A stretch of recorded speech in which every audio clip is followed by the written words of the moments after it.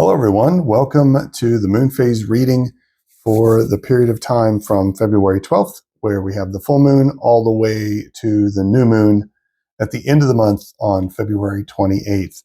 I'm doing this the night before the full moon, which is tomorrow on February 12th. This reading is more for the energy after the full moon. After that clears out, if you want to know more about the full moon, then you have to go back and look at the previous moon phase reading that I did that led from the new moon to full moon. And in that case, there was a lot of talk about how it just felt like that period of time was leading up to an activation. We welcomed in the year of the snake. And it felt like we were setting the tone for a very significant future that was going to last not just a few weeks or months, but maybe even almost a year and a half. Lots of physical work, of physical craftsmanship, of bringing passions and what you want from your heart into your everyday.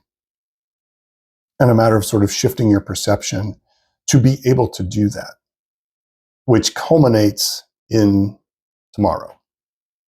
This is for what happens next. And again, this is a moon phase reading for all walks of spiritual life.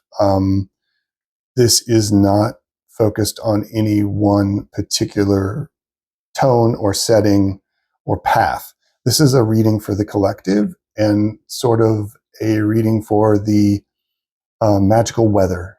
It's a magical weather report for the period of time from just at the end of this full moon to the new moon on February 28th. Okay. So getting into that energy, the first card we had was 10 of Cups. So a lot of really good, heartfelt, positive, emotional energy coming up over the next 2 weeks. It does feel like it's a bit of a break. It's a break only in the fact that the energy is going to shift. I think as we are getting into over the next 7 to 10 days, it's going to be a break from intensity a bit. It's just going to be different. Yeah. If you go from hot shower to a hot sauna, they're both relaxing, but they're different. Anyway, I don't know where I'm going with that. So the other card here, these two cards here were supporting cards to the 10 of Cups. 10 of Swords, another 10, also an end of a cycle or the end of something, but it's not a great ending. It's an ending that you're so tired and exhausted, like you can't go any further down. And this is about mental thought. This is about getting overwhelmed. This is about letting other people's thoughts and your own negative thinking get in the way and pin you down. The previous moon phase reading was a lot about pentacles and working on your passions and working on that fire in your belly. This is about listening too much to other people and to what's going on in the world around you and not making your own conclusions. The next card that was part of this is Judgment. Now, this card is a major arcana card, and it's a big deal. And it's going to kind of, I felt it really does overpower these other cards and really, what I'm getting from this is that if you've been doing the work, then the sleepers will awaken when they hear the horn. And if you've been doing the work, you're going to hear the call that you need to hear to step into your new life. I really do feel like the next 2 weeks is about stepping into a new life. It's about stepping into a new modality and a new form that is based on the past, especially the past few moon phases, which was a lot about working on crafting what you want, crafting what your passions, like work, work, work, work, work. But this one feels like, in a sense, you get to really glimpse and see what that looks like. And it comes into fruition over the next couple weeks as we close out February. And like there's an activation like the activation that we were working on back in the past moon phase is happening. Usually in a moon phase, like you have the new moon to full moon, and that's the buildup. And then after the full moon, that energy is released. And then there's sort of this recalibration and rethinking, and then you make new plans for the new moon. This feels like that activation actually puts a lot of energy in the air, and you can get overwhelmed by that energy if you're not careful. Right? If you really let your physical brain cook on it, you're going to get exhausted. And the 10 of Cups is about happiness. It's about your heart. It's about emotion. It's about intuition. It's about your connection to something higher. Okay. I did pull a fourth card here because at the time of the reading, I was feeling a little like, tell me a little bit more, like I need a little bit more information. And I got the 8 of Wands, which tells me that is really going to happen. Like there's a lot of energy coming over the next 2 weeks. It's a lot of good energy. It's energy that can be harnessed and pulled on and used to foster this. You can also foster this if you let it. Right? That's the warning. And the warning is that like some people are going to stay asleep. Okay? This is the other thing that is really I wanted to get across. Some people are going to stay asleep. They're not going to hear what you might hear. Let them stay asleep. It's not your job to wake them up. It's not. You have to let that go. They will wake on their own accord.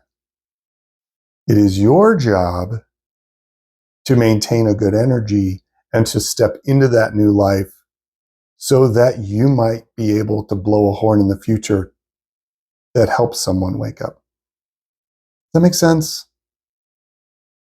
It's not your job. Let these people sleep if they need to sleep. Let them cook. Let them cook. But if this is making sense to you, then you are on the verge of waking up. That's it. Like hands down, I don't know, mic drop. I don't know however else to put it. And this energy, like I was reminded after I pulled this card, Mars goes direct very soon. And I can't remember when. I think it's, I don't have the date on me. I'm sorry. But Mars does go direct the 17th, maybe the 15th. Like it's coming up. And all of that energy that's been held back, that emergency brake that's been put on Mars, which is usually considered, it's very yang energy, very driven and going and get stuff done. If you don't like it, I'm going to fight you kind of energy that can be harnessed for the wrong reasons, right? It's the planet of war for a reason. But that energy is going it's gonna really pop because it's been held back because it's been in retrograde for a little while now. And so that direct forward motion is going to really, that could be the horn. That could be the horn that signals this change to a new life and an opportunity for that. To step into something new, stepping into something you've always wanted. And it's a good thing. It's a good thing. The 10 of Cups don't mess around. It's happy family, happy hearth, happy home. It's a happy sense of well-being, of being in the right place, in the perfect place that you've wanted to be in. So the next 2 weeks looks really good, but it looks like it could also, like, I wouldn't say it's hazardous. It feels like that it's like any energy, you need to be able to harness it and not let yourself get scrambled by it.